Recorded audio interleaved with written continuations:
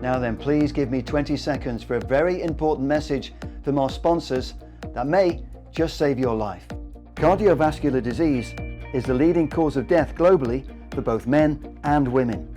Incredibly, 90% of these cases are preventable, including heart attacks, strokes, dementia and aneurysms. Tomorrow Cardiovascular Wellness offers advanced specialist screening and testing to protect and optimize people's health and prevent these illnesses from happening. Find out more at tomorrowwellness.com.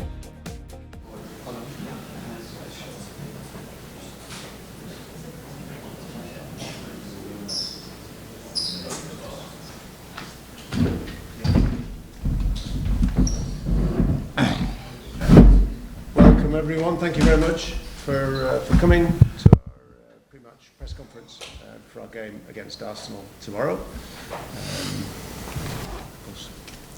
Yes. Yeah, sorry we are late, but there were a lot of fans outside, so we did some signings before the training, so we started the training late. And then we had a good session, and we have to work. Sorry. Okay, Simon. Erik, the last time we saw you basically said, if the club don't want you, you will go somewhere else and win trophies elsewhere because that is what you do. Is that the kind of self-belief that made you think you would be okay no matter what decision was made about your future? So that's what I did all my career, and I believe in myself, and it's always coming from good vision, good strategy and hard work, and then finally you get a reward. And we had to wait very long last season, but by the end we got the reward. Sorry, was it unsettling to have to wait so long? It was unusual for everyone. We are now in a new season. We left everything behind. We're looking forward. It's a great project, and also the process is nice, and we'll go with ups and downs. And now we are very energized. We are a good dynamic, good spirit, looking forward, and we want to work and we want to win.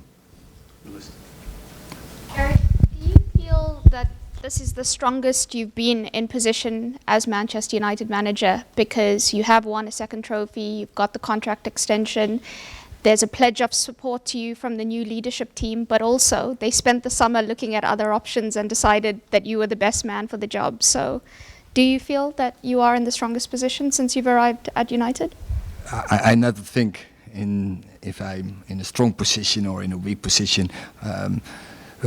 Probably you are right, but it's because you have to prove. When you have to take over a dressing room who didn't won in 6 years one trophy, and then you have to prove yourself. That's clear. But I don't think I'm strong or I'm weak. No, I want to collaborate. I want to work together. I can't do this alone. We have to collaborate very good with the players, but also with the staff, with the leadership, so with everyone. And then I'm sure when we have the right vision, and we have, that we will have even more success.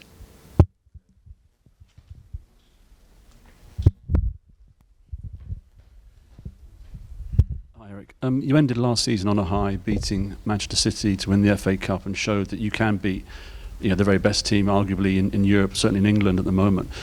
But what is a realistic expectation for Manchester United fans for the coming season? Because I know in the interview you did with AD, I think you still said you were some way behind them. What can fans reasonably expect from the team next season?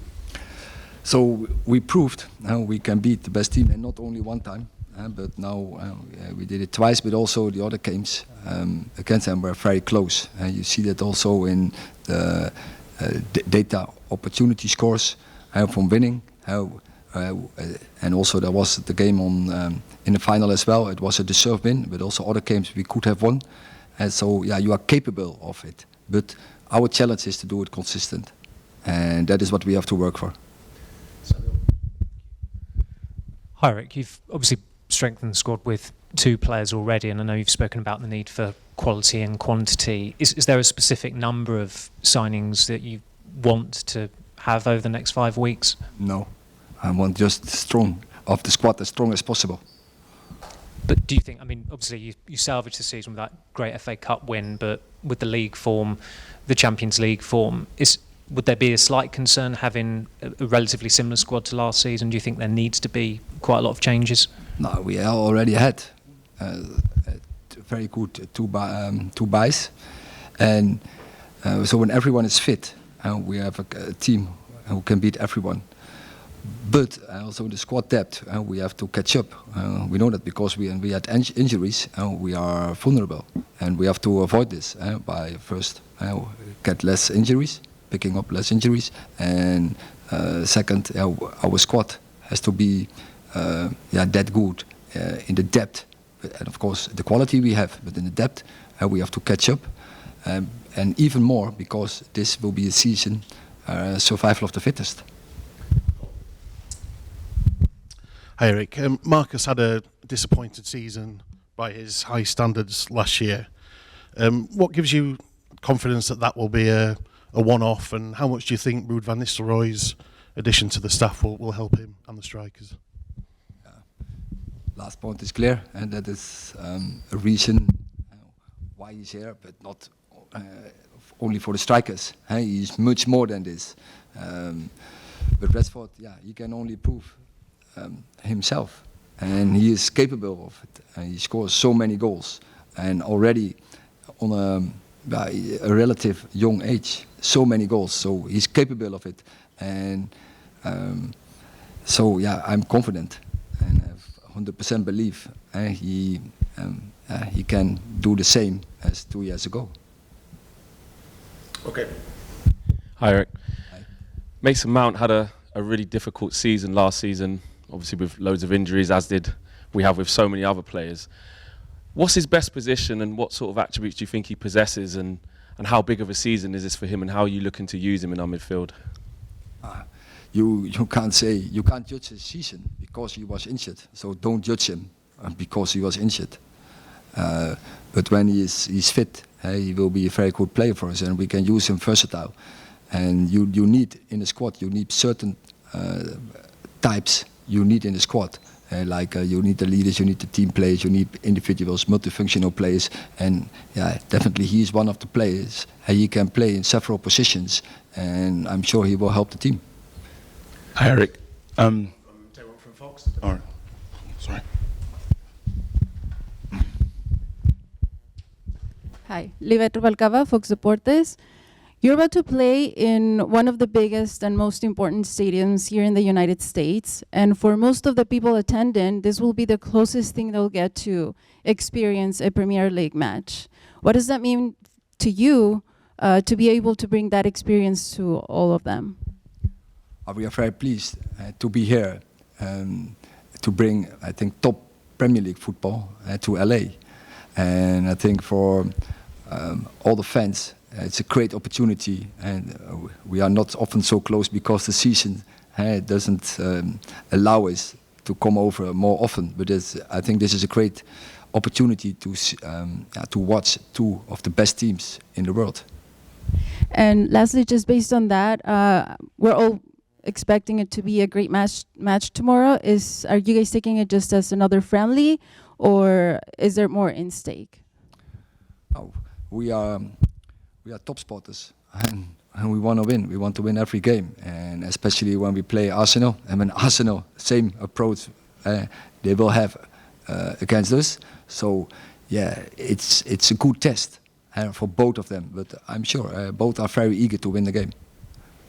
Andy. Hi Erik, can I ask you about the new coach who's just been appointed, Andreas? Why the decision's been made? What qualities you expecting him to bring? So when we assessed, when we did a review of the staff, we did some profiling, what we want to fill in, and what he will do. He will working in areas as individual development, in winning culture, and in set place area. So that is his job, and I think we are very pleased with him in our team, and we're looking forward to have him here. Laurie. Erik, the football leadership team are over here in the main. It feels like a good opportunity to get to understand each other in working practices when you're all over here together. I just wondered if that's your impression so far, and how do you see it going from here on in? Yeah, so far you see a new dynamic. You see a lot of energy in the team, and after a season ending in a high, that's again very good to see. And we want to gather more trophies, and therefore we are starting a footballer, and that is what we are aiming for this season. Hi Erik, obviously we had a lot of injuries last season in Manchester United, particularly in the left back area. Obviously Luke Shaw and Malacia had both quite big injuries last season. Is that an area that you feel like you need to reinforce with maybe a signing this summer? And we're looking in all the positions to reinforce, but yeah, we need a plan in our squad to make that we assure ourselves that we always are occupied in that position. That's clear. Jim. Hi Erik. I'm not expecting you to give away lots of secrets, but with regard to all the injuries you had last season, can you give us? You've obviously, well, hopefully analysed why it happened. Can you give one reason? You know, one of the reasons why that happened, sort of 60+ injuries, because that's, you know. So many reasons, I think. Can you give us one, please? And again. Just give us one then, please. Like. The amount of games, the fixture list, the load on the players, the pressure on the players is so high, and we are not the only team with so many injuries. And there were across the Premier League, there were many teams with a lot of injuries. We were not even the worst. What we had, that was our bad luck. We had them all in the end of the season in the back four, and of course that cost us a lot of points. But yeah, the load and the pressure on players is so immense, and this season it's getting even worse because the new model, the new format in Europe. So that's what I was going to ask you. Are you concerned it could happen again then? It could become a regular thing? It will happen. I just mentioned it. It's the survival of the fittest. So one of the things so important in your structures that you cover that fitness part with medical, with performance. That you have to things right, but also the players they have to work in the right way because when the standards are so high, then if you have to fulfill them, it's only possible when you fulfill the highest standards. It's not only on game day, on every day. Last two questions, James and then Chris. Erik, just following on from Jamie's question, is there anything in all the review of the medical stuff that you guys have looked at internally that you might need to change or improve going forward that you think are factors? And also just, you obviously talked about Rashford, two other players with something to prove next season are Anthony and Sancho. What are you expecting from those two players next year as well? So we already made our decisions, and we appointed a new club doctor last season, and actually he started late in the season, but now he can start in a fresh and be in the lead, and we appointed a new head physio. So we have made changes. So also there we changed strategies in medical and performance to improve. But I think that is normal in nowadays football. The developments are so fast, and every time you have to innovate. And if you want to be the best, you need also the best in those departments. I think it's. For every individual, it's different, and no one has the same. No one has the same background, but it's clear we want to win, and we need good players, and both of them are very good players. Hi Erik, you've made a very exciting signing in Euro, and you've been linked with a couple more centre-backs too. How hopeful are you, and how important is it to get a second centre-back in this summer? I think we are occupied, but we work continually, and I think the good thing we already signed 2 players, but I think it belongs to a club as Manchester United that you're always looking if the opportunity is there for better, and yeah, we still have time till the 31st of August. Okay, thank you very much. Yeah.